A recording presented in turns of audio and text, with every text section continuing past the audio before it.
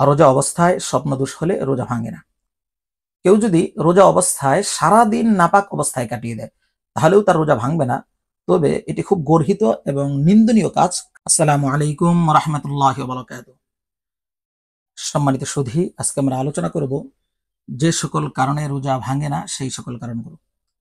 সম্মানিত সুধী, কেউ যদি রোজা রেখে ভুল করে পান করে বা খাবার খেয়ে ফেলে অথবা ভুল করে স্ত্রী সহবাস করে ফেলে ইত্যাদি কারণগুলোর কারণে তার রোজা ভাঙবে না।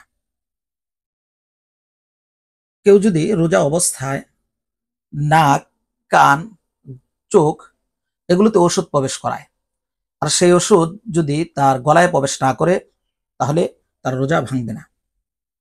সম্মানিত সুধী, রোজা রেখে ইনজেকশন ব্যবহার করলে রোজা ভাঙে না। চাই ইনজেকশন দ্বারা নিজের শরীরের মধ্যে রক্ত প্রবেশ করাক বা বের করুক, অথবা ইনজেকশন দ্বারা টিকা নেক, অথবা গ্লুকোজ প্রবেশ করাক, ইত্যাদি কারণগুলোতে তার রোজা ভাঙবে না। রোজা অবস্থায় যদি কারো প্রস্রাবের সমস্যা দেয় আর প্রস্রাবের রাস্তা দিয়ে নল প্রবেশ করানো হয় তাহলেও তার রোজা ভাঙবে না। রোজা অবস্থায় মিসওয়াক করলে রোজা ভাঙবে না। অনিচ্ছাকৃতভাবে নাক বুক দিয়ে যদি ধোঁয়া প্রবেশ করে তাহলে রোজা ভাঙবে না। তবে যদি কেউ ইচ্ছাকৃতভাবে নাক মুখ দিয়ে টেনে টেনে ধোঁয়া প্রবেশ করায় তাহলে তার রোজা ভেঙে যাবে। আর রোজা অবস্থায় স্বপ্নদোষ হলে রোজা ভাঙে না।